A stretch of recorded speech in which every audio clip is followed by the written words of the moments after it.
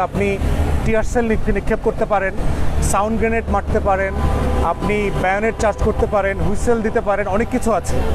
কিন্তু শুরুতেই কোনো কারণ ছাড়া আপনি একজন মানুষকে যেভাবে পিটাইতে দেখলাম আর কি, মনে হচ্ছে পরিকল্পিতভাবে সবাই মিলে পিটাচ্ছে। পুলিশ, যৌথ বাহিনী এবং ছাত্রলীগের ক্যাডার জাতীয় পার্টির অফিস থেকে বাইরে হয়েছে, হলুদ হেলমেট পরা দেখলাম। এই প্রত্যেকটা বাস্তবতা আমাকে মনে করিয়ে দিচ্ছে যে গত 1 বছর আগে গণ অভ্যুত্থানের সময় আওয়ামী এই সশস্ত্র বাহিনী, আওয়ামী যৌথ বাহিনী, আওয়ামী পুলিশ, আওয়ামী গোয়েন্দা সংস্থা, আওয়ামী হেলমেট বাহিনী তারা যেই কাজগুলো করেছে সেই কাজগুলোর আমরা রিপিটেশন দেখলাম।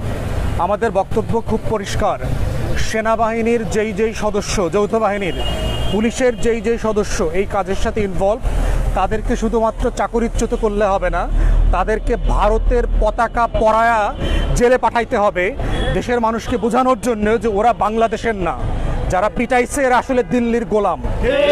যে যৌথ বাহিনীর যে সকল সদস্য ওদের আর্মির পোশাক খুলে ফেলতে হবে, যেই সকল লেফটেন্যান্ট কর্নেল, কমান্ডিং অফিসার বিভিন্ন জায়গা থেকে ফোন দিয়েছে ওদের সেনাবাহিনীর পতাকা খুলে ওদের ভারতের পতাকা দিয়ে পোশাক পরায় দিতে হবে।